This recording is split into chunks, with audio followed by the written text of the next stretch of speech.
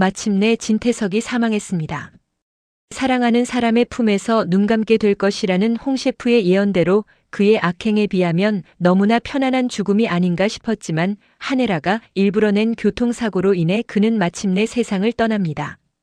진태석은 자식도 아내도 다 자신이 세운 왕국 안에서 인형처럼 존재하길 바랐습니다. 그러나 그가 그토록 간절했던 아내 한혜라는 처음부터 진태석의 딸인 차정원을 임신한 채 차기범과 결혼했을 때부터 이미 리플리 그 자체였습니다. 거짓된 가면을 쓰고 차기범과 결혼했다가 결국은 화려한 삶을 원해 그를 버리고 진태석을 선택했을 때 한혜라는 가면 위에 또 다른 가면을 더 씌운 셈입니다. 진태석이 사랑한 것은 처음부터 거짓된 여자였을 뿐 그가 그려온 한혜라라는 허상은 처음부터 없었던 것입니다. 그리고 차정원 차수아로 태어나 조정원으로 자랐고 주영채 행세를 하다가 나중에는 차정원에서 진정원으로 이름이 바뀌었다가 다시 차정원이 되기까지 그녀는 몇 번의 가면을 써왔습니다. 주영채의 부탁으로 진세훈과 맞선을 볼 때까지만 해도 차정원은 언젠가 그 가면을 벗을 수 있으리라 생각했습니다. 그러나 자신을 버린 친엄마가 건양그룹의 안주인이라는 것을 안 순간 그녀는 절대 그 가면을 벗지 않으리라 결심했습니다. 하늘 끝까지 날개가 다 타버려 추락할지라도 올라가리라. 마치 친엄마였던 한혜라가 가면을 쓰고 원하는 자리에 올랐던 것처럼 차정원은 위험한 고개를 시작했습니다. 마침내 이 모든 악행의 근본이 진태석이라는 것을 알게 되었을 때 진태석을 끌어내릴 때까지 그녀는 스스로의 이름으로 다시 서기로 결심했습니다. 모든 일이 다 끝났을 때 그들은 어떤 모습으로 자리에 서게 될까요? 친밀한 리플리의 행복한 마지막을 예상해 봅니다. 모든 것이 시작되었지만 아무도 정확히 끝을 예상하지 못했던 밤이었습니다. 건양 물류창고는 도심에서 조금 떨어진 외곽에 있었고 밤이 되면 주변이 더 조용해지는 곳이었는데요.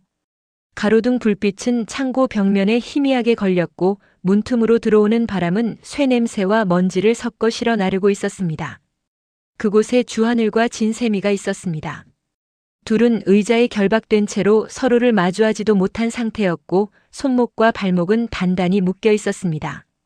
묶인 매듭은 누군가가 급하게 한 게 아니라 시간을 들여 확실하게 묶어둔 흔적이었고 그 사실이 오히려 더 사람을 겁나게 했습니다. 진세미는 처음엔 소리를 내려고 했습니다.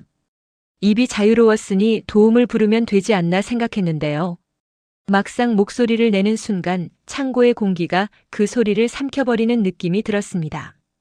큰 공간은 오히려 사람을 작게 만들었고 울림은 되돌아와 자기 가슴만 때렸습니다.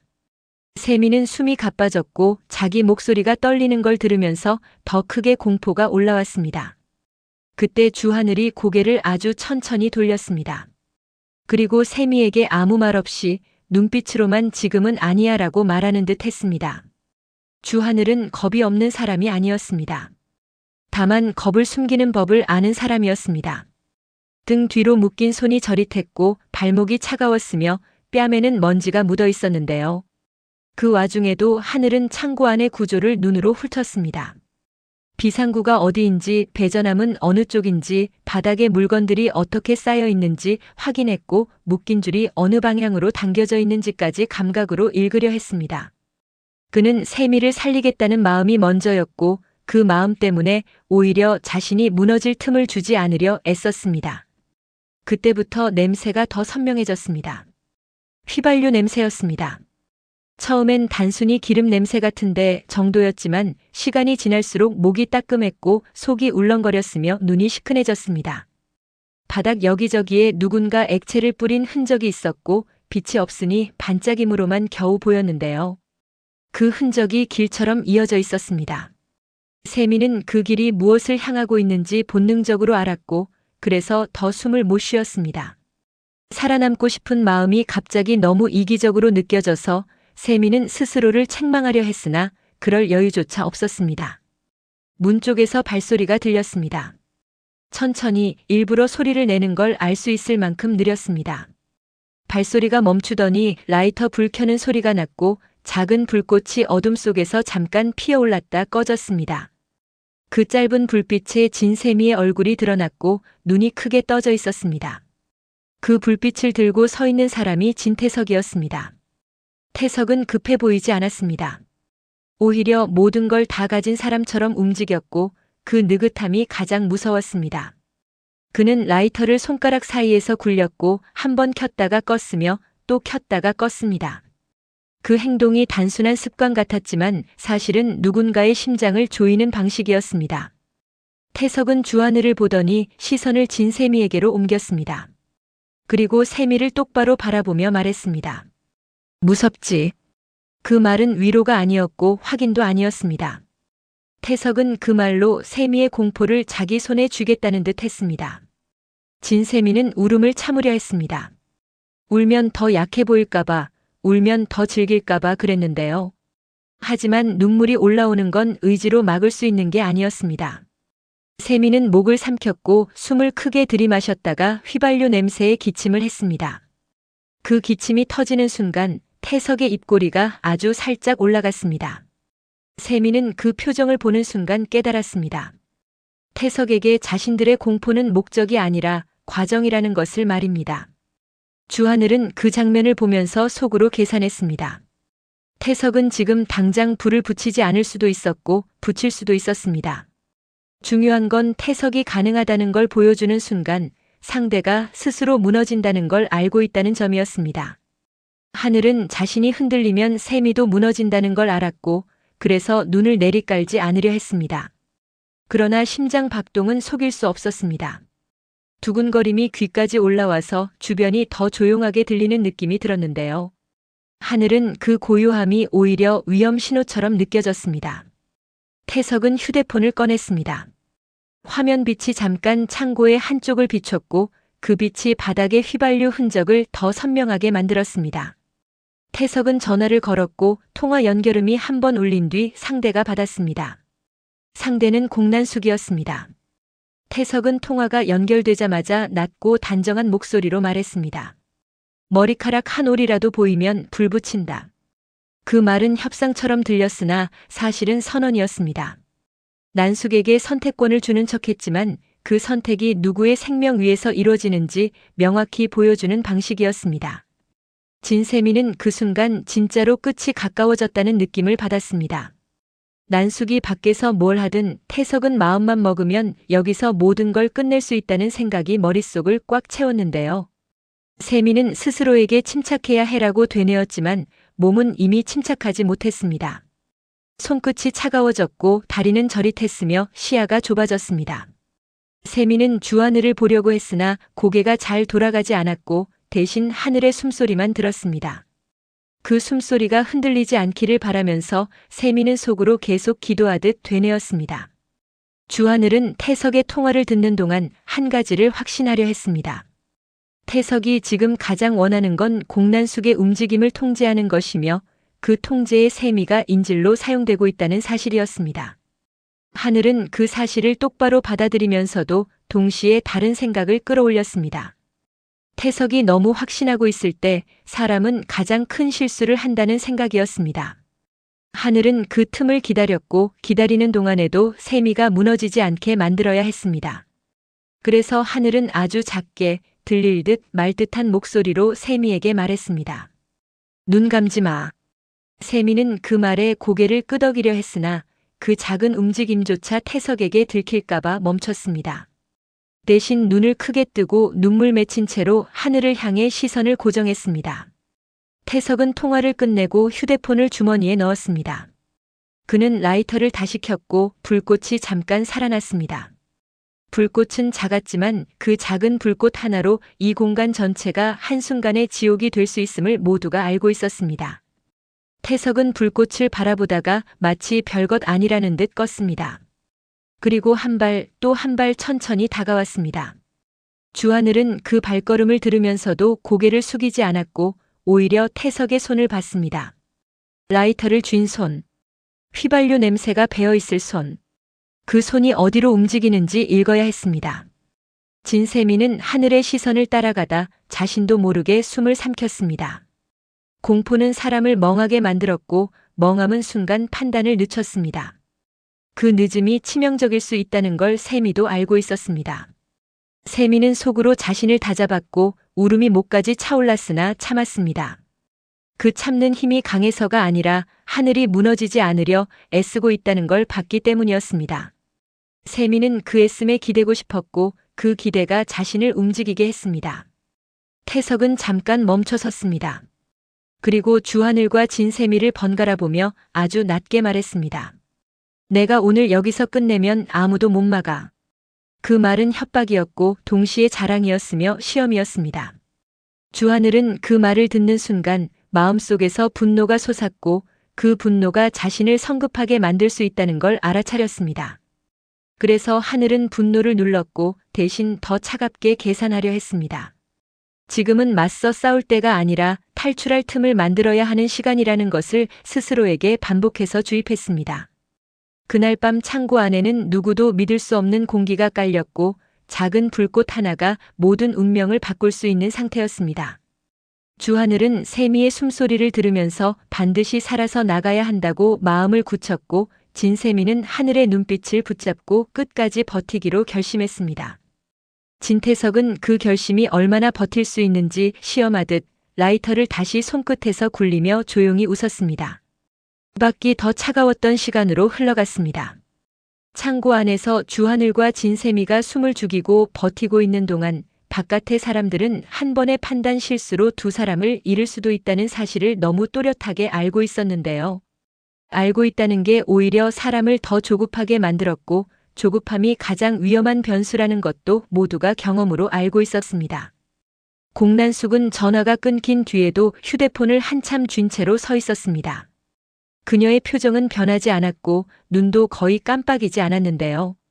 하지만 그 고요함 속에는 분명히 움직이는 계산이 있었습니다. 진태석이 던진 말은 협박이었고 동시에 자신이 여전히 판을 쥐고 있다는 과시였으며 무엇보다 난숙의 반응을 끌어내기 위한 미끼였습니다. 난숙은 그걸 인정하고 싶지 않았습니다. 인정하는 순간 자신이 태석의 말 한 줄에 흔들리는 사람이 되는 것 같았기 때문이었습니다. 그래서 난숙은 감정을 없애는 방식으로 정리했고 머릿속을 숫자처럼 차갑게 만들었습니다. 외곽부터 잡아.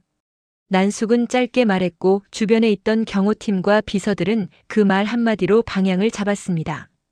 누구도 크게 대답하지 않았습니다. 필요 없는 소리 하나가 불씨가 될 수 있는 상황이었고 그 불씨가 실제 불로 번질 수 있다는 걸 그들도 알고 있었기 때문입니다. 차는 여러 대로 나뉘어 움직였고 창고로 향하는 길목은 조용히 봉쇄되기 시작했습니다. 등이 켜지지 않게, 발소리가 들리지 않게, 사람 그림자가 창고 외벽에 비치지 않게 모든 움직임을 낮췄습니다. 난숙은 속으로 한 가지를 계속 반복했습니다. 태석은 지금 불을 붙이지 않는다. 그 근거는 단순한 희망이 아니라 태석의 성향이었습니다. 태석은 지르는 사람이 아니라 쥐고 흔드는 사람이었고 상대가 제 발로 무너질 때까지 기다리는 유형이었습니다. 그러나 난숙은 동시에 또 하나의 사실을 알고 있었습니다. 사람은 궁지에 몰리면 성향보다 본능이 앞설 수 있다는 것이었습니다. 그래서 그녀는 확신과 불안을 같이 품고 있었고 그 두 감정을 표정 밖으로 꺼내지 않는데 익숙했습니다. 현장 팀장이 조용히 다가와 보고했습니다. 주변 시야 확보됐습니다. 창고 정면 진입은 위험합니다. 난숙은 고개만 살짝 끄덕였고 그게 허락이자 명령이었습니다. 정면으로 들어가는 순간 태석이 약속을 실행할 가능성이 커지고 그 가능성은 단 한 번의 실수로 현실이 될 수 있었습니다. 난숙은 그 실수를 하지 않을 생각이었고 그래서 진입이 아니라 봉쇄를 먼저 선택했습니다. 그때 다른 쪽에서 한혜라가 움직이고 있었습니다. 헤라는 태석의 전화가 끝났다는 보고를 받자마자 잠깐 눈을 감았습니다. 눈을 감았던 건 울컥하는 감정을 숨기기 위해서였고 숨을 고르는 건 자신이 흔들리면 모든 것이 무너질 수 있다는 걸 알았기 때문이었습니다. 헤라는 태석을 누구보다 잘 알고 있었습니다. 그의 잔인함은 감정에서 나오지 않았고 오히려 냉정한 확신에서 나왔습니다. 내가 해도 아무도 못 건드린다는 확신이 그를 잔인하게 만들었고 그 확신이 깨질 때 사람은 가장 위험해진다는 걸 헤라는 오래전에 배웠습니다. 헤라는 차정원에게 연락했습니다. 정원의 번호를 누르는 손끝이 잠깐 떨렸으나 전화가 연결되는 순간 목소리는 흔들리지 않았습니다. 지금부터 시작이야. 준비됐지? 그 말은 다짐처럼 들렸고 동시에 정원에게 책임을 건네는 말이기도 했습니다. 헤라에게 정원은 단순한 후배나 도구가 아니었습니다. 정원은 헤라가 되돌릴 수 없는 과거를 대신 짊어진 사람처럼 느껴졌고, 그래서 헤라는 정원을 지키고 싶었으나 또 한편으로는 정원을 이용해야만 했습니다. 그 모순이 헤라를 가장 괴롭혔는데요. 그럼에도 헤라는 멈출 수 없었습니다. 멈추면 태석이 다시 판을 짤 것이고, 그러면 이번엔 정말 다 잃을 수 있다는 계산이 그녀를 움직이게 했습니다. 차정원은 전화를 받았을 때 잠깐 숨을 멈췄습니다. 정원은 이미 많은 것을 겪었고 충격에도 쉽게 무너지지 않는 사람이었는데요. 그럼에도 지금부터 시작이라는 말은 단순한 신호가 아니었습니다.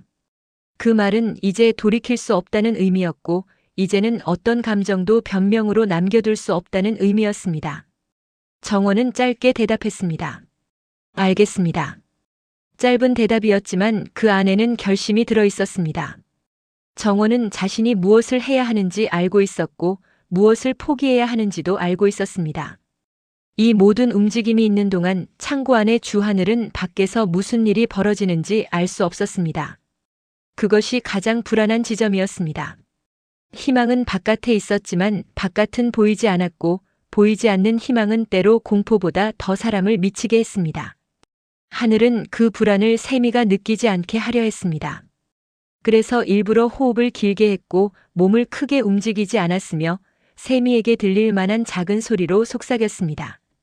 밖에서 움직이고 있을 거야. 말을 꺼내는 순간 하늘 스스로도 그 말이 확신인지 희망인지 헷갈렸습니다. 하지만 그 헷갈림을 세미에게 옮길 수는 없었습니다. 진세미는 하늘의 말에 겨우 고개를 끄덕였으나 그 끄덕임이 오히려 비참하게 느껴졌습니다. 자신은 아무것도 할 수 없는 상태였고 누군가가 와주길 기다리는 것밖에 못하는 사람이 된 기분이었는데요. 그 자책이 올라올수록 공포는 더 커졌습니다. 세미는 속으로 계속 자신을 붙들었습니다.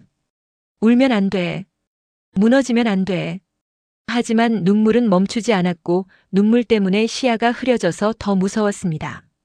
세미는 그 흐릿함 속에서 태석의 라이터 불빛이 번쩍이는 순간을 상상했고 상상이 현실처럼 몸을 파고들었습니다. 태석은 여전히 창고 안에서 시간을 끌었습니다. 그는 밖이 어떻게 움직이는지 짐작하고 있었고 그 짐작대로 상대가 조심스러울수록 자신이 유리하다는 걸 알고 있었습니다. 그래서 태석은 급하게 결정을 내리지 않았고 오히려 정해진 답을 천천히 끌고 가는 듯 했습니다.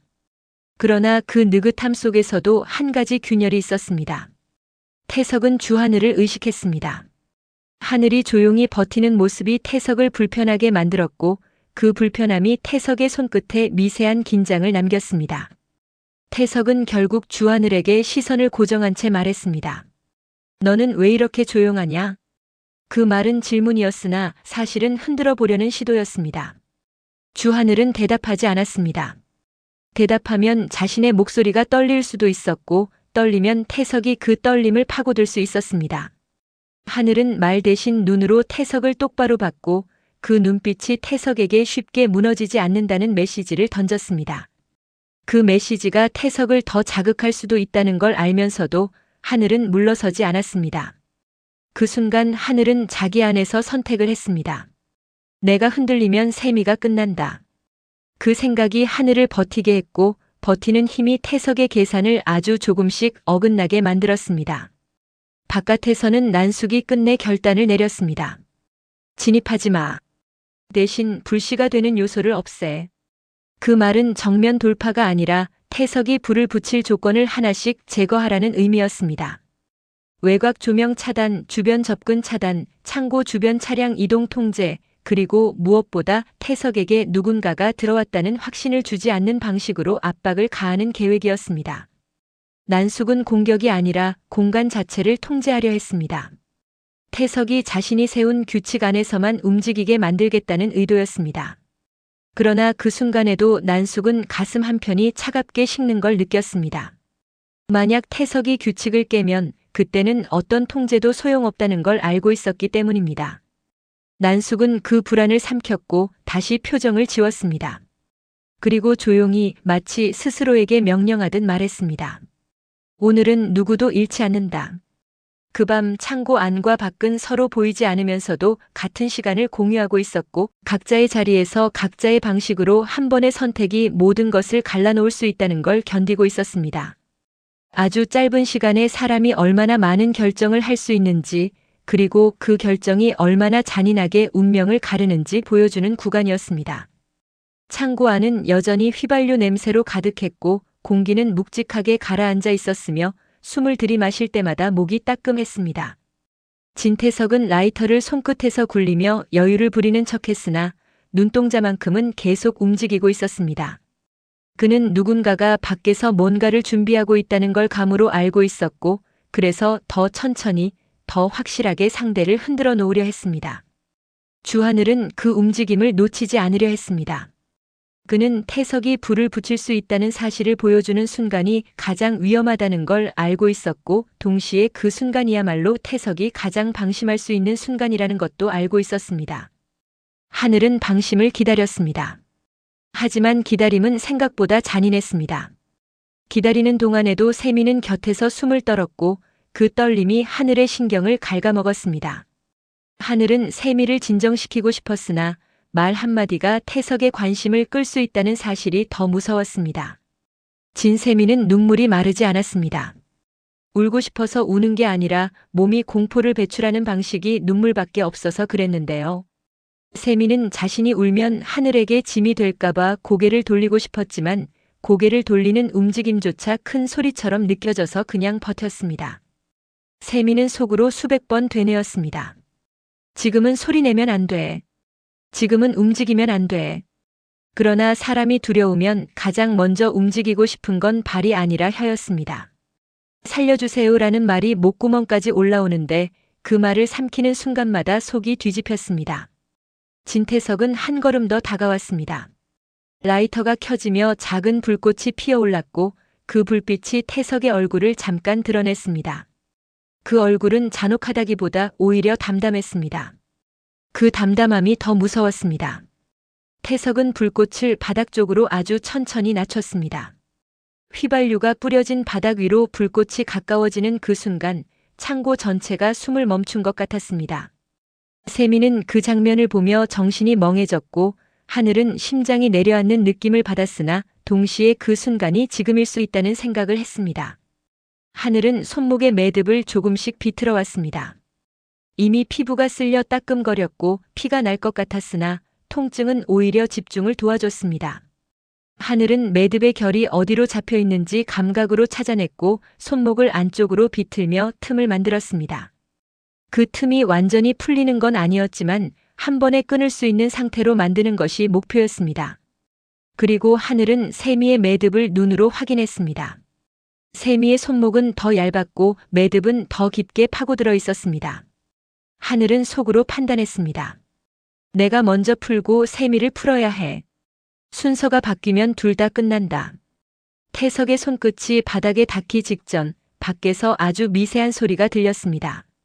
바람에 문이 흔들리는 소리인지 사람 발소리인지 구분할 수 없을 만큼 작았지만 태석은 그 소리에 반응했습니다. 그는 불꽃을 멈췄고 시선을 문 쪽으로 돌렸습니다. 그 찰나가 하늘이 기다리던 순간이었습니다. 하늘은 숨을 크게 들이마셨다가 일부러 아주 천천히 내쉬었습니다. 그는 갑자기 움직이면 태석이 바로 몸을 돌릴 거라는 걸 알았고 그래서 움직이지 않는 것처럼 보이는 움직임을 선택했습니다. 손목을 한 번, 두 번 더 비틀어 매듭을 느슨하게 했고 그 상태에서 손을 힘껏 당겨 매듭을 끊듯이 풀었습니다. 줄이 풀리는 순간 팔이 앞으로 떨어질 뻔했으나 하늘은 몸을 최대한 고정해 소리를 내지 않으려 했습니다. 그 짧은 순간에도 하늘의 머릿속에는 계산이 쉴 새 없이 돌아갔습니다. 배전함 창고 안의 어둠, 태석의 라이터, 휘발유 흔적, 세미의 매듭, 그리고 비상구. 하늘은 세미에게 눈빛으로 신호를 보냈습니다. 세미는 그 신호를 이해하려 애썼고 눈을 크게 뜬 채로 고개를 아주 미세하게 끄덕였습니다. 하늘은 그 끄덕임 하나로 마음이 더 단단해졌습니다. 세미가 아직 무너지지 않았다는 사실이 하늘에게는 유일한 희망이었습니다. 하늘은 몸을 앞으로 굽혀 세미의 손목 쪽으로 손을 뻗었습니다.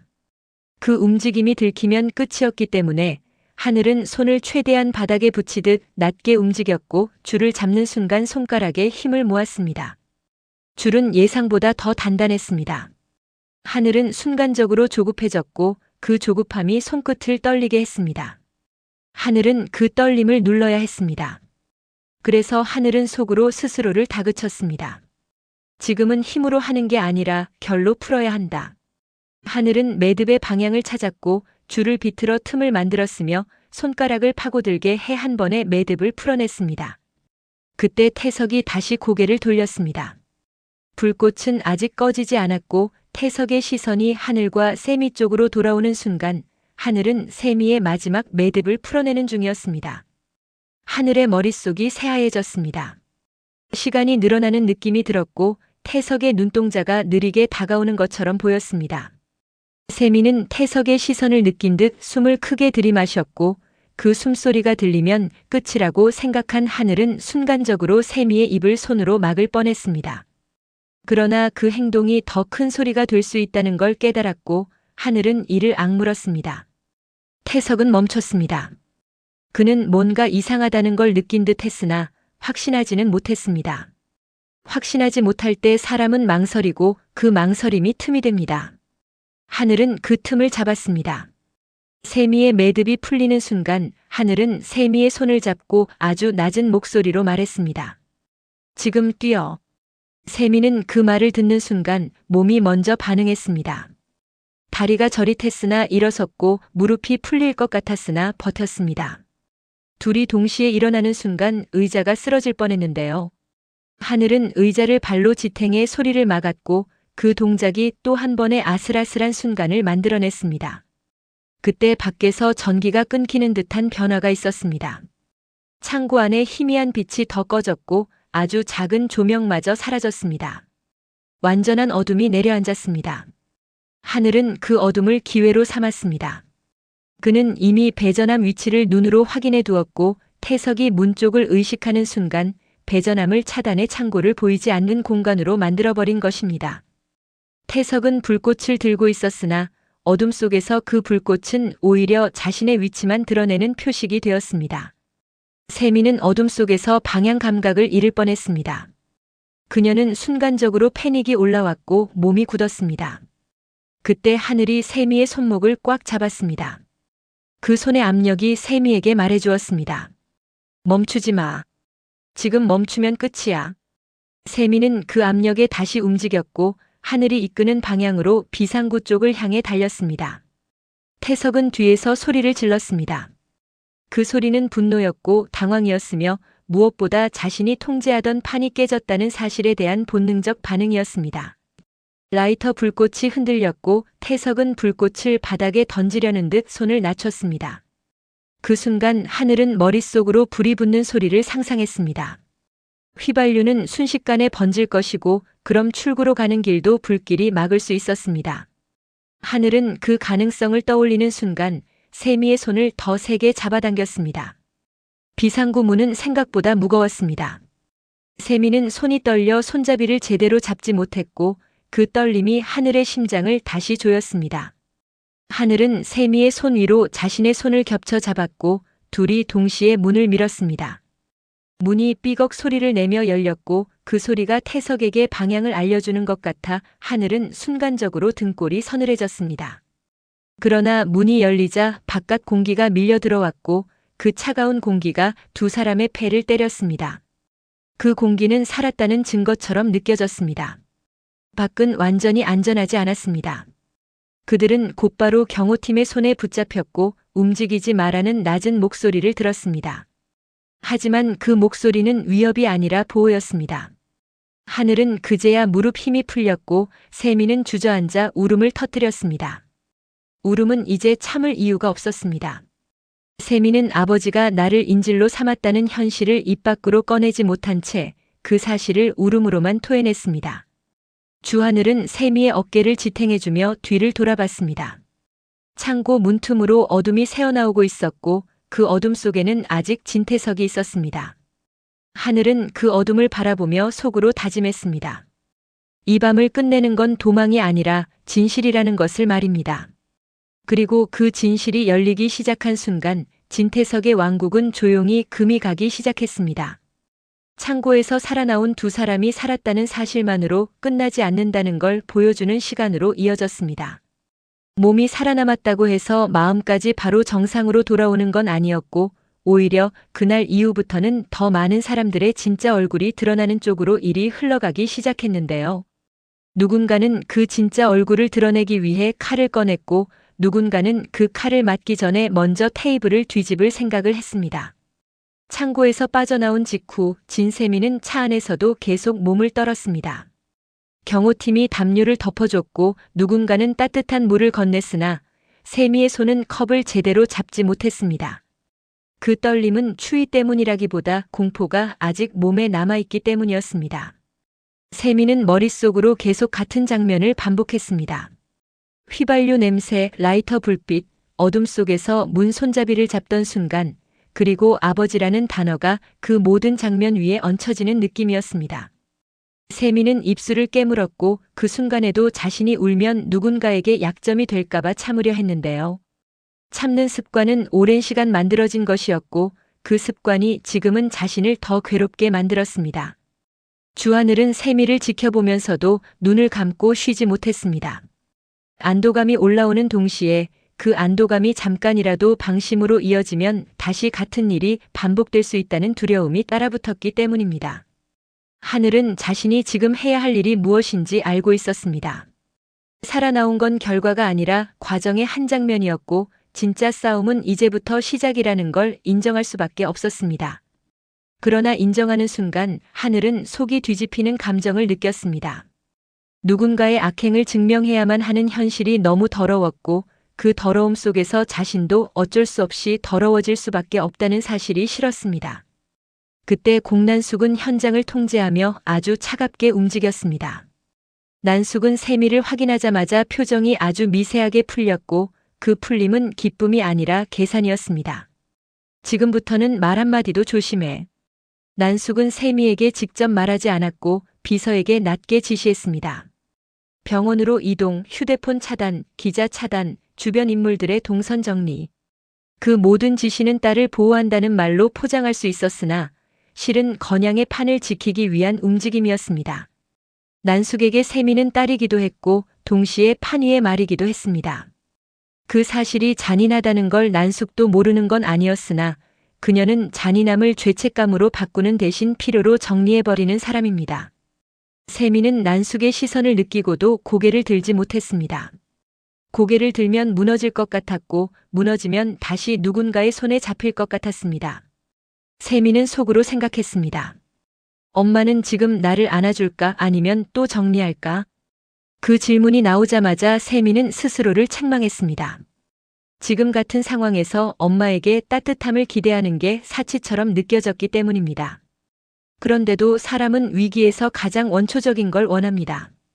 세미는 엄마의 손이 아니라 엄마의 마음을 확인하고 싶었습니다. 한혜라는 이 상황을 놓치지 않았습니다. 혜라는 병원으로 향하는 동선과 별개로 곧바로 이사회 쪽을 움직였습니다. 그녀는 진태석이 이번 사건을 어떻게든 덮고 다시 판을 짜기 전에 반드시 목을 조여야 한다는 걸 알고 있었고 목을 조이는 도구는 감정이나 분노가 아니라 문서와 의결이라는 걸 누구보다 잘 알고 있었습니다. 혜라는 그 사실을 알기에 더 비참했습니다. 진실을 말하는 데에도 절차라는 이름의 칼이 필요하다는 현실이 말입니다. 차정원은 혜라의 연락을 받고 바로 움직였습니다. 정원은 감정적으로 동요하지 않으려 했으나 살아 돌아왔다는 소식을 듣는 순간 목 안쪽이 뜨거워졌습니다. 그 뜨거움은 안도감이기도 했고 분노이기도 했으며 무엇보다 자신이 더 이상 뒤로 물러날 수 없다는 확신이었습니다. 정원은 잠깐 손을 멈췄습니다. 이 길 끝에 무엇이 있는지 너무 잘 알고 있었기 때문입니다. 한번 시작하면 누군가는 무너지고 누군가는 살아남겠지만 모두가 상처 없이 끝나는 방식은 불가능했습니다. 정원은 그 사실을 받아들이는데 잠깐의 시간이 필요했는데요. 하지만 그 잠깐이 길어지면 그 틈으로 태석이 빠져나갈 겁니다. 그래서 정원은 받아들이는 걸 멈추고 행동으로 넘어갔습니다. 이사회 소집은 생각보다 빠르게 진행되었습니다. 정원은 이미 준비해둔 리스트를 꺼냈고 어느 이사가 어느 편인지 누가 어느 증거에 흔들릴 수 있는지, 누가 체면을 가장 중요하게 여기는지까지 머릿속에 정리되어 있었습니다. 이 사회는 숫자의 싸움이었습니다. 그리고 숫자는 흔들리는 감정을 이길 수 있었습니다. 정원은 그 사실이 때로 구역질 나게 현실적이라는 걸 느꼈으나 지금은 그 현실이 필요했습니다. 그는 몇몇 사람에게 전화를 걸었고 어떤 사람은 숨을 삼켰으며 어떤 사람은 정말 그게 사실이냐고 물었습니다. 정원은 확인하실 수 있습니다라고만 답했습니다. 확신을 주되 감정은 섞지 않는 방식이었습니다.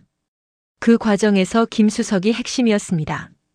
김수석은 늘 중립을 가장했지만 실은 가장 민감하게 바람을 읽는 사람이었고 그가 어느 쪽으로 기울어지느냐에 따라 다른 이사들의 태도가 달라질 수 있었습니다. 정원은 김수석을 만나기 위해 밤을 선택했습니다. 낮은 위험했고 밤은 비밀이었으며 비밀은 김수석이 움직이기 편한 시간입니다. 정원은 약속 장소에 먼저 도착했고 빈 의자 하나를 바라보며 잠깐 숨을 고르다가 자신이 지금 하는 일이 복수로 보일 수 있다는 생각을 했습니다. 하지만 정원은 스스로에게 다시 말했습니다. 복수가 아니라 정리다. 정리는 감정이 아니라 증거로 하는 것이라고 자신에게 계속 반복했습니다. 김수석이 도착했을 때 그는 웃지 않았습니다. 정원도 웃지 않았습니다. 두 사람 사이에는 차 한 잔과 침묵만 있었고 그 침묵이 서로의 속을 더 잘 드러내고 있었습니다. 정원은 바로 핵심을 꺼냈습니다. 진태석의 비자금 흐름이 담긴 자료 그리고 그 자료가 의미하는 것.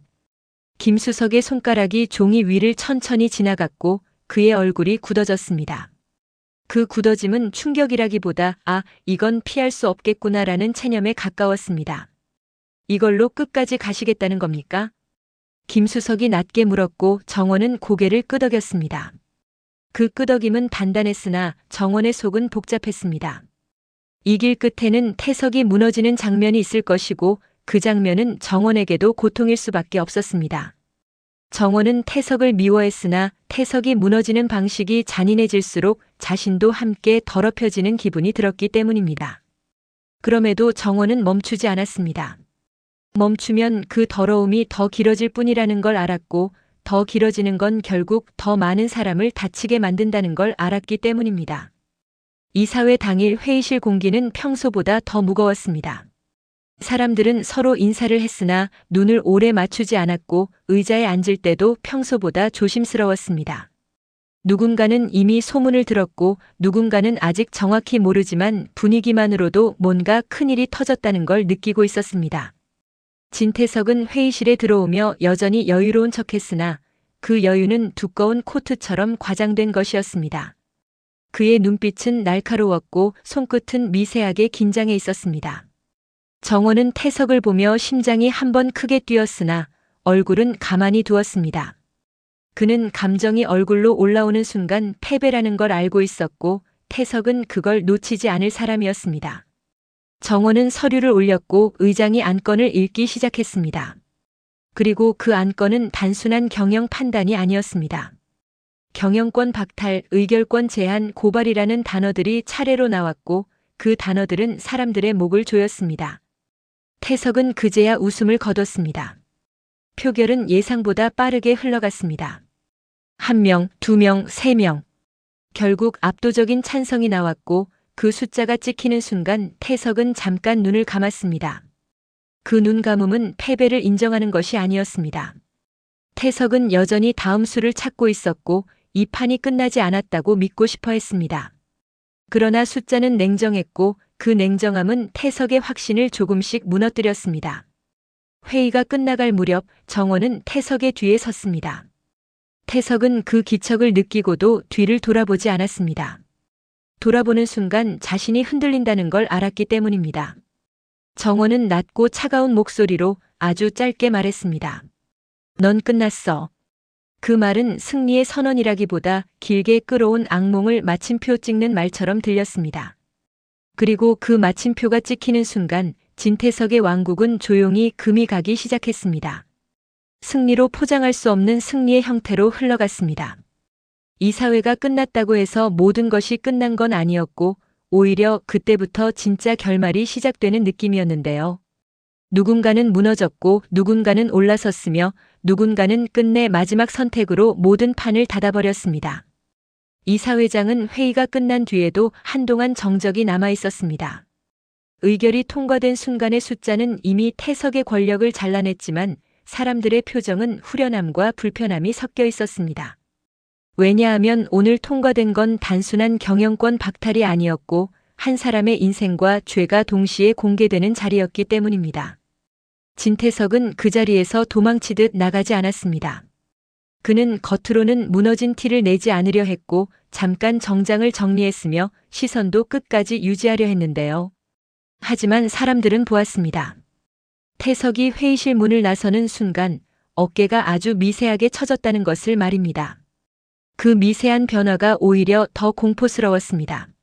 저 사람은 아직 끝나지 않았다고 생각하고 있을지도 모른다는 불길한 예감이 회의실 공기 속에 남았기 때문입니다. 그날 이사회에서 공개된 것은 경영 자료가 아니었습니다. 그 자리에서 먼저 차기범 살인사건 동영상이 공개되었습니다.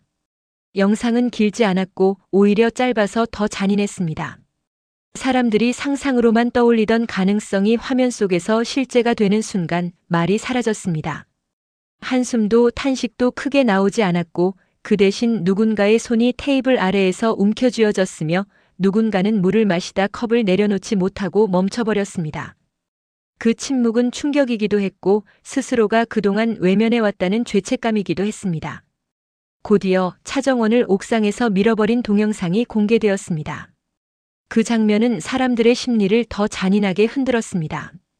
왜냐하면 그건 사건이 아니라 의도가 드러나는 장면이었기 때문입니다. 한 사람을 향해 다가가는 발걸음, 망설임 없이 뻗는 손, 그리고 순간적으로 사라지는 균형. 그 사이에는 변명할 틈이 없었습니다. 정원은 영상을 보면서도 눈을 피하지 않았습니다. 피하면 자신이 아직 그날의 피해자라는 감정에 묶여버릴 것 같았고 지금은 피해자가 아니라 정리하는 사람으로 서야 했기 때문입니다. 정원은 속으로 올라오는 울컥함을 눌렀고 그 울컥함을 눈물로 내보내지 않았습니다. 대신 더 차갑게 숨을 들이마셨습니다. 마지막으로 진세훈 친모를 살인교사한 혐의와 진세훈을 정신병원에 감금한 정황이 함께 정리되어 폭로되었습니다. 이건 단순한 추문이 아니었습니다. 한 사람의 삶을 통째로 망가뜨리는 방식이 얼마나 조직적으로 설계될 수 있는지 보여주는 기록이었습니다. 세훈은 그 내용을 들을 때 얼굴이 하얘졌습니다. 그는 자신이 분노해야 한다는 걸 알았고 무너져야 한다는 것도 알았지만 그 어느 쪽도 선택하지 못했습니다. 분노하면 자신이 가진 남은 품위가 사라질 것 같았고 무너지면 다시 누군가가 자신을 관리하려 들 것 같았습니다. 그래서 세훈은 입술을 꽉 다물었습니다. 그 다문 입술이 그날 세훈이 할 수 있는 전부였습니다. 진태석은 그 모든 폭로를 들으며 처음엔 버티려고 했습니다. 그는 늘 그랬습니다. 상대가 무엇을 들이밀든 내가 흔들리지 않으면 저들은 결국 지친다는 확신으로 버텼습니다. 하지만 이번에는 달랐습니다. 증거들이 따로따로 떠도는 소문이 아니었고 서로 이어져 하나의 구조가 되었기 때문입니다. 태석이 빠져나갈 구멍을 만들려 하면 다음 증거가 그 구멍을 막았고 그 다음 증거가 숨 쉴 틈까지 막았습니다. 태석은 자신이 처음으로 벽에 몰렸다는 걸 느꼈고 그 감각이 그의 속을 서늘하게 만들었습니다. 그럼에도 태석은 무너지지 않는 척했습니다. 척하는 건 그의 생존 방식이었고 그 방식이 그를 여기까지 데려온 무기였습니다. 태석은 회의가 끝나자마자 사람들의 시선을 견디며 자리를 떴고 그날 이후 잠적했습니다. 전화도 받지 않았고 집에도 나타나지 않았으며 자신을 찾아올 수 있는 모든 동선을 끊었습니다. 사람들은 그 잠적이 도망인지 마지막 수를 준비하는 건지 구분하지 못했습니다. 그리고 그 구분하지 못하는 시간이 사람들을 더 불안하게 만들었습니다. 며칠 뒤 차정원에게 한 통의 연락이 들어왔습니다. 번호는 익숙하지 않았고 목소리는 익숙했습니다. 진태석이었습니다. 태석은 감정을 섞지 않으려 했으나 목소리 끝에는 미세한 조급함이 배어 있었습니다. 비자금 명단 넘겨줄게. 대신 만나. 그 말은 거래처럼 들렸지만 사실은 태석이 마지막으로 줄 수 있는 유일한 카드였습니다. 태석은 자신이 지금 완전히 끝났다는 걸 인정하지 못했고 인정하기 싫었으며 그래서 마지막까지 조건을 걸었습니다. 정원은 그 전화를 끊고 한참 서 있었습니다. 몸이 굳어버리는 느낌이 들었고 마음 한편에서는 이게 함정일 수 있다는 경고가 울렸습니다. 그러나 다른 한편에서는 명단을 받아야 끝이 난다는 확신이 더 크게 올라왔습니다. 정원은 위험을 알고 있었지만 위험을 피하는 순간 이 판이 길어질 거라는 것도 알고 있었습니다. 한혜라는 그 만남을 말렸습니다. 말렸다고 해서 정원을 걱정해서만은 아니었습니다. 혜라는 태석의 방식이 얼마나 집요한지 알고 있었고 그 집요함이 결국 정원과 하늘, 세운과 세미를 다시 흔들 수 있다는 걸 알았기 때문입니다. 하지만 혜라는 동시에 자신이 직접 움직여야 한다는 것도 알고 있었습니다. 태석은 혜라의 약점을 너무 많이 쥐고 있었고 혜라 역시 태석의 약점을 너무 많이 알고 있었습니다. 두 사람의 관계는 사랑이 아니었고 신뢰도 아니었으며 오래된 거래의 형태였습니다. 혜라는 그 거래를 끝내야 했습니다. 끝내지 않으면 태석은 다시 시작할 수 있었고 혜라는 그 다시라는 단어가 너무 두려웠습니다. 혜라는 결국 태석을 설득해 따라 나섰습니다. 그 설득은 부드럽게 시작되었습니다. 정원에게 명단을 주면 너도 살 길이 생길 수 있어. 태석은 그 말을 믿지 않았습니다. 하지만 혜라가 자신의 옆에 있다는 사실이 그에게 묘한 안정감을 줬습니다. 태석은 끝까지 자신이 혼자가 아니라는 착각을 붙잡고 싶었고 혜라는 그 착각을 이용했습니다. 그것이 혜라가 할 수 있는 유일한 방식이었습니다. 그날 태석은 직접 운전대를 잡았습니다. 운전석에서 태석은 다시 지배하는 사람처럼 보이려 했고 그 모습이 혜라를 더 단단하게 만들었습니다. 차 안에는 말이 많지 않았습니다. 태석은 가끔 거울로 혜라를 확인했고 혜라는 창밖만 보았습니다. 서로가 서로를 너무 잘 알아서 말이 오히려 위험했습니다. 말을 하면 감정이 튀어나오고 감정이 튀어나오면 계획이 흔들릴 수 있었기 때문입니다. 혜라는 속으로 계산했습니다. 지금 이 차가 목적지에 도착하면 태석은 다시 협상을 시작할 것이고 그 협상은 또 다른 비밀을 만들 것이며 또 다른 피해자를 만들 수 있었습니다. 혜라는 그걸 막고 싶었고 막아야 했습니다. 그 순간 혜라는 한 번도 직접 인정하지 않았던 결론을 마음속에 꺼냈습니다. 태석은 살아있으면 끝내지 못한다. 그 결론은 혜라에게도 잔인한 것이었고 자신을 살인자가 만드는 결론이었습니다. 하지만 혜라는 그 잔인함을 감당할 수밖에 없었습니다. 자신이 감당하지 않으면 더 많은 사람이 감당해야 할지도 모른다는 두려움이 그녀를 밀어붙였습니다. 그리고 어느 순간 혜라는 손을 뻗었습니다. 태석이 운전하던 운전대를 강제로 틀었습니다. 그 움직임은 망설임이 없었습니다. 망설이면 실패할 거라는 걸 혜라는 알고 있었고 실패하면 태석이 자신을 죽일 수도 있다는 것도 알고 있었습니다. 차는 중심을 잃고 크게 꺾였고 충격이 밀려왔습니다. 금속이 찢기는 소리가 났고 공기가 한순간에 뒤집혔습니다. 진태석은 그 사고로 사망했습니다. 그 사실은 곧바로 알려지지 않았고 비밀처럼 처리되었습니다. 하지만 결국 진태석이라는 이름이 세상에서 사라진 건 분명했습니다. 그가 사라지자 많은 사람들이 숨을 쉬기 시작했습니다. 숨을 쉰다는 게 이렇게 어려운 일이었는지 그제야 모두가 알게 되었습니다. 그 이후 차정원은 건양그룹 회장 자리에 올랐습니다. 정원이 회장이 되는 과정은 축하의 연속이 아니었습니다. 그건 무게의 연속이었습니다. 정원은 회장석에 앉아도 기쁨보다 먼저 책임을 느꼈고 그 책임이 자신을 다르게 만들 수 있다는 두려움도 느꼈습니다. 그래서 정원은 더 단단히 결심했습니다. 나는 태석처럼 살지 않는다. 그 결심이 정원을 지탱했습니다. 주하늘과 차정원은 결혼했습니다. 그 결혼은 도피가 아니라 서로의 상처를 알고도 곁에 남겠다는 약속이었습니다.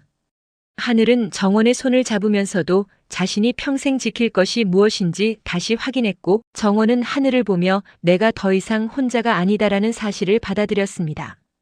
진세훈도 건양그룹으로 복귀했습니다. 그는 복귀하며 과거를 지우지 않았고 지울 수 없다는 걸 인정했습니다. 다만 과거에 휘둘리지 않기로 결정했습니다. 세훈은 자신이 더 이상 누군가의 계획 속 인물이 아니라 자기 이름으로 걸어갈 사람이라는 걸 보여주려 했습니다. 주영채도 정신이 돌아왔습니다. 영채의 회복은 조용했고 눈에 띄는 반전처럼 화려하지 않았습니다. 하지만 그녀는 어느 순간부터 거울을 피하지 않았고 남의 이름 뒤에 숨지 않기 시작했습니다.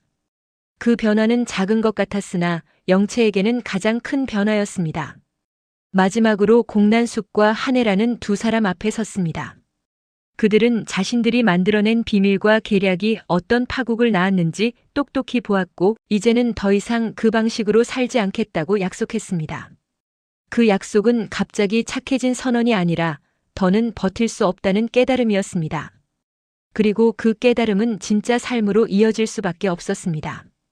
이로써 주인공 모두가 가면을 벗어던진 친밀한 리플리는 더 이상 누군가를 흉내내며 사는 이야기가 아니게 되었습니다. 남은 건 자기 자신으로서 살아가려는 사람들 뿐이었고 그들이 처음으로 리플리가 아닌 이름으로 숨쉬기 시작한 순간이었습니다.